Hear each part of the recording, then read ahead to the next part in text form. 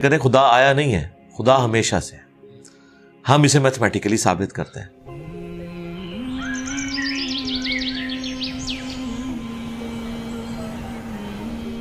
دیکھیں جو universal truth establish ہو چکے ہیں اس کو تو آپ کوئی دوبارہ سے چیلنج نہ کریں.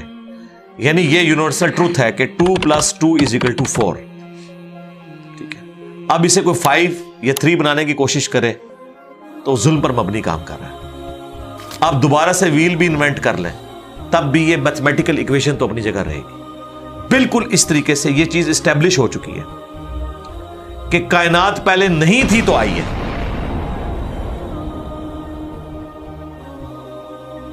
آپ کو پتا ہے کچھ عرصہ یہ نظریہ رہا ہے 17ویں اور 18ویں صدی میں کہ یہ اسٹیڈی سٹیٹ کائنات ہے، ہمیشہ سے ایسے ہی چل رہی ہے. لیکن یہ اب نظریہ اپنی موت مر گیا.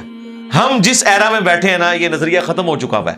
آج سے نہیں، بگ بینگ کے بعد سے ہی، جب وہ ہبل نے وہ ٹیلیسکوپ کے ذریعے چیز دیکھی تھی 1920s میں، تو ہبل نے یہ دیکھا کہ کائنات میں جتنے بھی یہ اجرام فلکی ہیں، یعنی آسمان پہ جتنے آپ کو سیارے ستارے نظر آ رہے ہیں نا، ان میں ایک کامن چیز یہ ہے کہ سب ایک دوسرے سے دور جا رہے ہیں.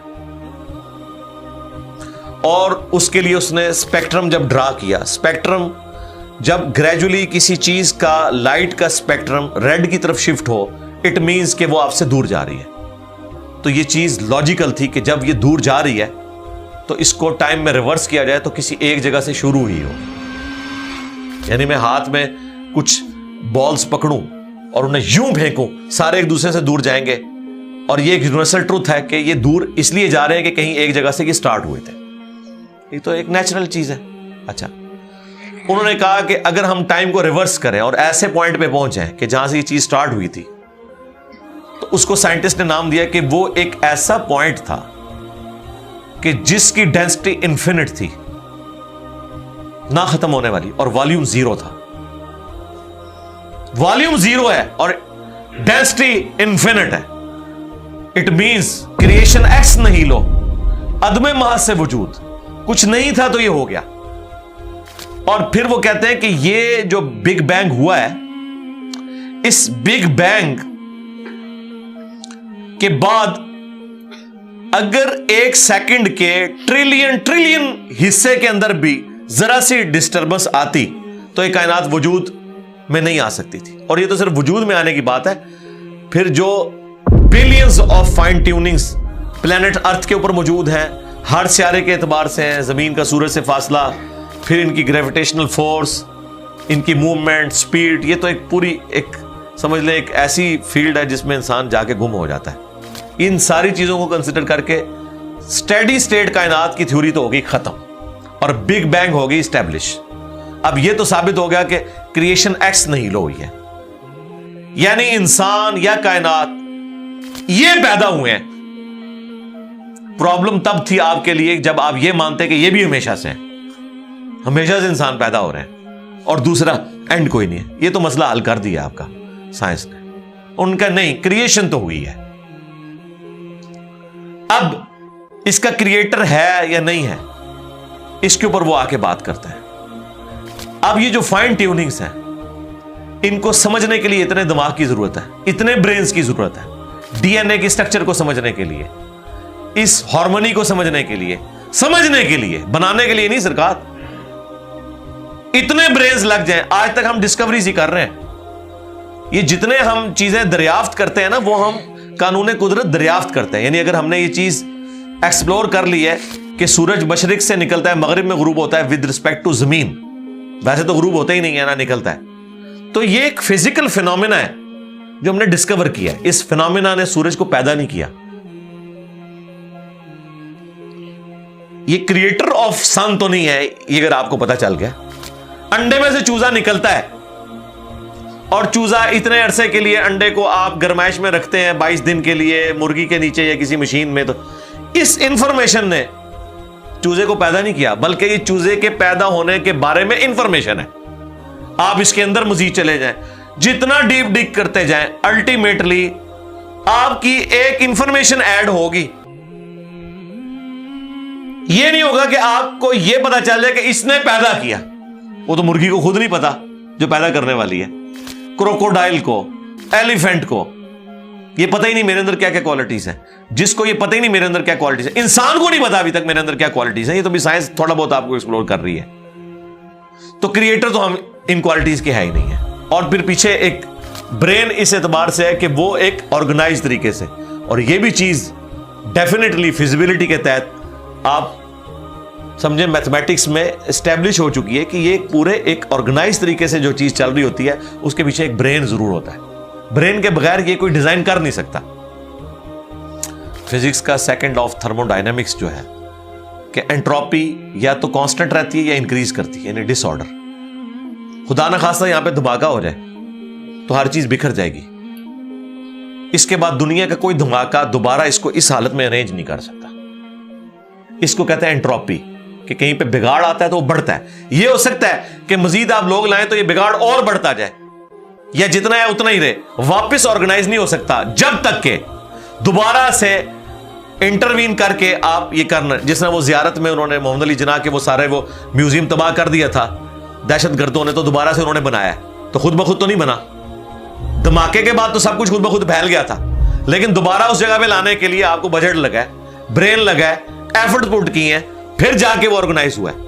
तो इसका मतलब है ऑर्डर बनाने के लिए ब्रेन चाहिए होता है, डिसऑर्डर के लिए कोई मसला नहीं। और डिसऑर्डर के बाद दोबारा ऑर्डर बन जाए इसके लिए ब्रेन चाहिए। सरकार ये कौन सा डिसऑर्डर है, ये कौन सा बिग बैंग है? छोटा सा धमाका ऑर्गेनाइज नहीं करता, चीज को बिगाड़ता है। और इतना बड़ा धमाका, इतना बड़ा ऑर्डर ले आया कि प्लेनेट अर्थ के ऊपर 2 मिलियन से ज्यादा स्पीशीज हैं। एक एक स्पीशी के ऊपर आप जिंदगी गुजारे, आप सिर्फ उसकी आदतें ही नहीं बता सकते क्या है। ये तो छोड़ दें कि ये बनी कैसी है। तो ये तो एक ना खत्म होने वाला सिलसिला है। तो ये ब्रेन तो एस्टैब्लिश है। अब अगला स्टेप ये है कि ये जो ब्रेन है, वो रिचर्ड डॉकिंस भी कहता है ना द गॉड डिल्यूजन में, जब फ्रेड हायल का जुमला उसे कोट किया गया ना, फ्रेड हायल एक बहुत बड़ा समझे फिलोसोफर भी था, साइंटिस्ट भी था। उसने कहा था कि इंसान का बन जाना खुद ब खुद ये इसी तरह का फिनोमेना है, ये इससे बढ़कर कॉम्प्लेक्स फिनोमेना है कि कोई शख्स ये क्लेम करे कि कोई हवाई झक्कड़ टॉर्नेडो चला और उसने कूड़े कबाड़ के ढेर से मटेरियल उठाया और एक बोइंग 747 तैयार कर दिया। ये दुनिया का कोई पागल बेवकूफ आदमी भी ये बात नहीं मानेगा। उसको छोड़ दे, एक बाल पॉइंट बनने को कोई नहीं मानेगा।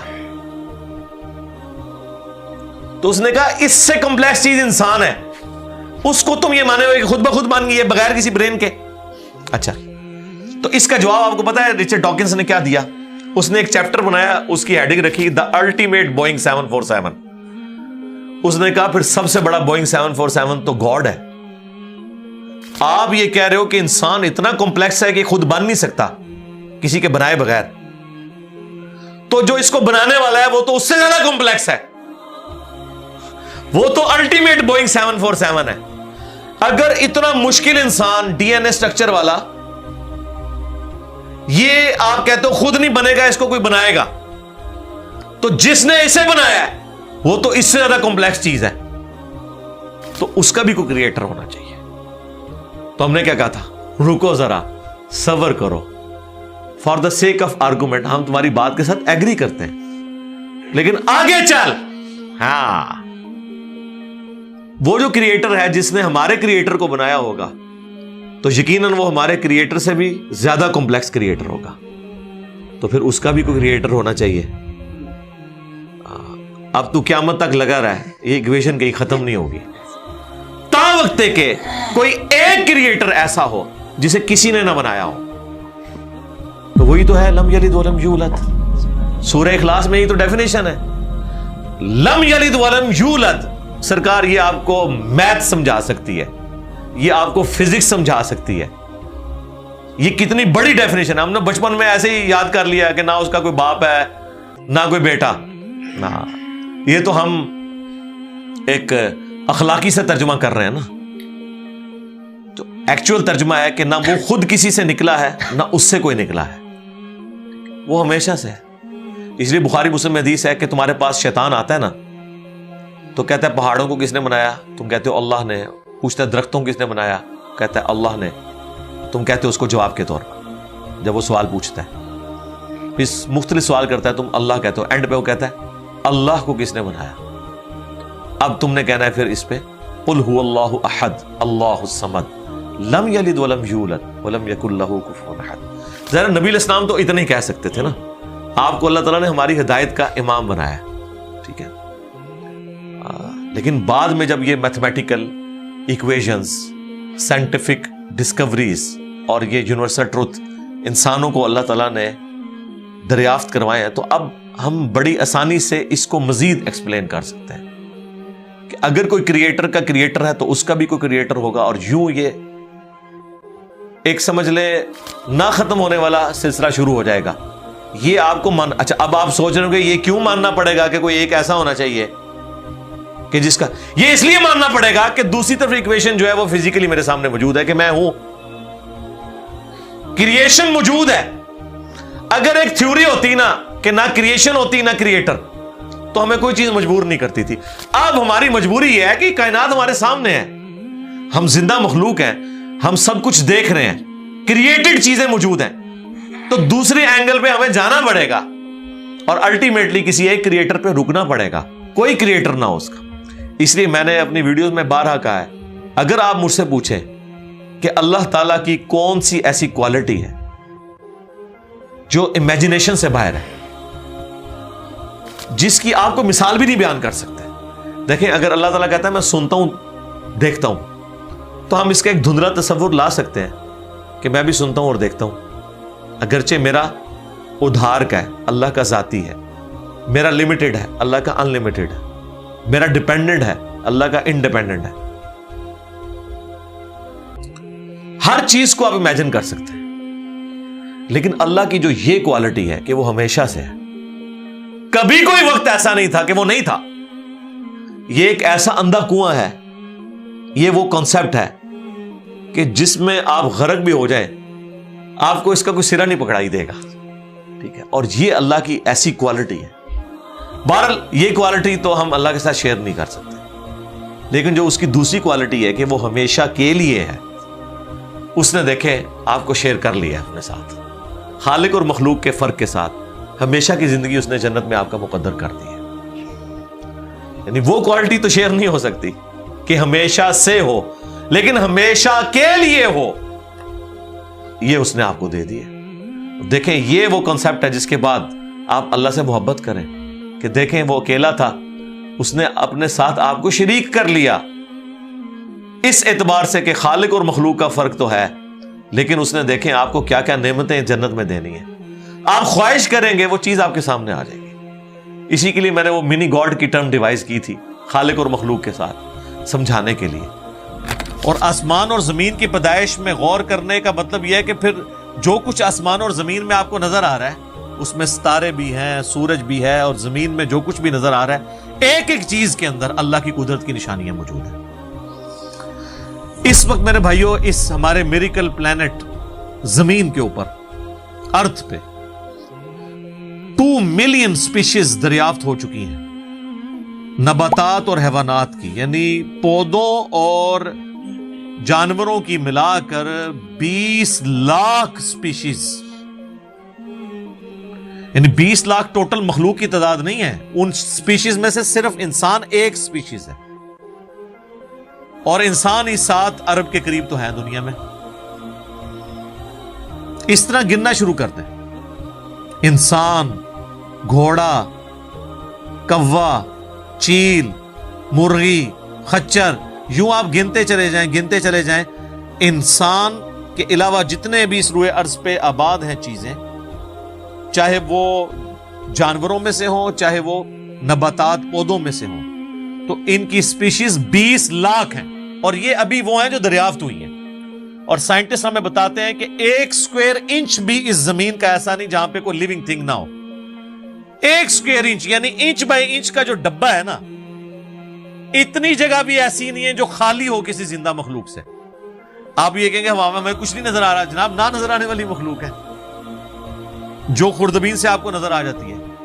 ایون خوردبین کے ذریعے اگر ہم اپنے جسم پہ دیکھیں نا, تو یہ بیکٹیریاز ہی بیکٹیریا نظر آئیں گے جو ہمارے جسم سے خوراک حاصل کر رہے ہیں. لیکن ابھی دیکھنے میں تو نہیں نظر آتے, بہت چھوٹے ہیں. 1 اسکوائر انچ بھی ایسا نہیں ہے جہاں کوئی لیونگ تھنگ نہ ہو. تو سپیشیز کی تعداد پھر ایک سپیشیز کی کس لیول تک ہوگی؟ صرف انسیکٹس, کیڑے مکوڑے زمین پہ اتنے ہیں کہ زمین پہ بسنے والے ہر انسان کو اگر 20 کروڑ کیڑے دے دیے جائیں, یہاں 100+ لوگ بیٹھے ہوئے ہیں, آپ میں سے ہر ایک کو میں کہوں کہ 20 کروڑ آپ کے 20 یعنی 200 ملین ہر بندے کو میں کیڑے الاٹ کرنا شروع کروں اور 7 ارب انسانوں کو الاٹ کر دوں, تو اس سے زیادہ انسیکٹس ہیں صرف روئے ارض کے اوپر. یہ کیلکولیٹر فیل ہو جائے گا, آپ ذرا 200 ملین کو ملٹیپلائی کریں 7 بلین کے ساتھ. 1 بلین جو ہے نا وہ اتنا بڑا فگر ہے کہ اگر کوئی شخص 24 گھنٹے گنتی گنتا رہے, 25 سے 30 سال چاہیے 1 ارب گنتی گننے کے لیے. ظاہر ہے دن رات میں 86,400 سیکنڈ ہے, ہر سیکنڈ میں بھی ایک دفعہ گنے تب بھی آپ 1 لاکھ تو پورا نہیں کریں گے, اور باقی کام بھی بیچ میں کرنے ہیں, وہ سب کچھ بھی چھوڑ دیں تب بھی آپ کو اتنا ٹائم چاہیے. روزانہ 1 لاکھ دفعہ بھی گنتی آپ گن لیں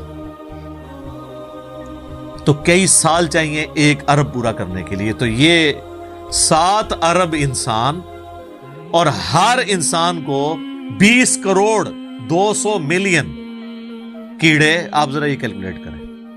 اور یہ تو ان کی تعداد ہے, ابھی تو ہم یہ ڈسکس ہی نہیں کر رہے میرے بھائی کہ ایک سپیشیز کے اندر اللہ تعالیٰ نے جو کوالٹیز رکھی ہوئی ہیں وہ کیا ہے. میں اکثر مثال دیتا ہوں ڈریگن فلائی کی, انسان کو تو چھوڑ دیں بہت کمپلیکس ہے. یہ جو ہیلی کاپٹر ہم جسے کہتے ہیں, ایک چھوٹا سا آپ سمجھ لیں کیڑا ہے ہوا میں اڑنے والا, اس کے ایک ڈھیلے کے اندر 25,000 آنکھیں ہیں, اور آپ دیکھ لیں وہ جس انڈے سے نکلتا ہے نا وہ بال پوائنٹ کے نقطے جتنا انڈا ہے. زمین و آسمان کی مخلوقات مل کے کوئی انڈا ایسا نہیں بنا سکتی جس میں سے ڈریگن فلائی نکل آئے. مرغیاں جو انڈے دیتی ہیں, کبوتر جو انڈے دیتے ہیں, ان میں سے ان کے چوزے نکلنا وہ تو ان امیجنیبل ہے, وہ تو کچھ سوچ نہیں سکتا. زمین و آسمان کی ساری مخلوقات مل کے ایک بیج ایسا نہیں بنا سکتی جس کو زمین میں بویا جائے اور وہ 6 ارب گنا بڑا درخت بن جائے. تو جو کام کرنے سے نہیں ہو سکتا وہ خود بخود کیسے ہو سکتا ہے؟ اور اس کریشن کا کلائمیکس انسان ہے. انسان پہ ہی بات کی جائے نا تو 1 گھنٹہ چاہیے. انسان کو جو اللہ نے کوالٹیز دی ہیں جس کا اسے خود بھی نہیں پتا. اچھا مجھے بتائیں, جن کوالٹیز کا ہمیں خود ہی نہیں پتا کہ ہیں ہمارے اندر, تو کتنا کوئی بیوقوف ہوگا کہ وہ کہے کہ یہ کوالٹیز میں نے خود اپنے اندر رکھ لی ہیں یا میرے ماں باپ نے رکھی ہیں. ہمارے تو ماں باپ کو بھی نہیں پتا ان چیزوں کا. آج جو ہمیں سائنس بتا رہی ہے, 1 لاکھ دفعہ روزانہ ہمارا دل دھڑکتا ہے, 1 لاکھ دفعہ, بغیر کسی پمپ کے, بغیر کسی ایکسٹرنل فیول کے. 1 لاکھ دفعہ, 1 لاکھ دفعہ. اچھا, اور 1 لاکھ دفعہ دھڑکنے کے بعد وہ 10,000 لیٹر خون پمپ کرتا ہے ہماری نسوں میں, ہر بندے کے. ایک انسان کے جسم میں جو نسوں کی لینتھ ہے نا, یہ آپ کی جو نروز ہیں,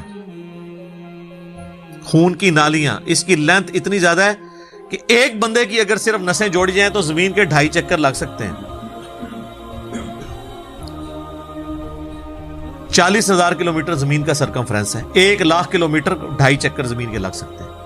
ان ساری نسوں میں خون کا پہنچنا اور وہ خون اپنے اندر آکسیجن لے کر جائے, ایک ایک خلیے تک پہنچنا, اور خلیے کی تعداد سینکڑوں میں, ہزاروں میں, لاکھوں میں, کروڑوں میں, اربوں میں نہیں ہے. 100 ٹریلین سیلز ہر انسان کے اندر موجود ہیں. 1 ٹریلین 1000 ارب کے برابر ہے, 1000 بلین کے برابر. اور 1 ارب میں نے آپ کو بتا دیا کتنا بڑا ہے. تو 100,000 ارب ہر بندے کے جسم میں خلی ہیں. تو سائنٹسٹ کہتے ہیں یہ تو آپ صاف کر ہی نہیں سکتے, آپ کو بس مختصر بتا دیتے ہیں کہ انگلینڈ جیسے 30 ملک ہوں اور ان 30 ملکوں میں صرف درخت ہی اگے ہوئے ہوں, اور ان درختوں کے جتنے پتے ہوں گے نا اتنے ایک جسم میں خلیے ہیں. اور خلیے یہ نہ سمجھے کہ وہ ایسی کوئی چیز ہے, ایک خلیے کے اندر اتنے سسٹم ہے کہ نیو یارک سٹی جتنی جگہ چاہیے اگر ہم ایک خلیہ ہمیں بنانا پڑ جائے جو کچھ اس کے اندر سسٹم موجود ہے، سوچ نہیں سکتا. بس انسان پھر یہی کہہ سکتا ہے اللہ اکبر کبیرہ والحمد للہ کثیرہ وسبحان اللہ بکرۃ واصیلا.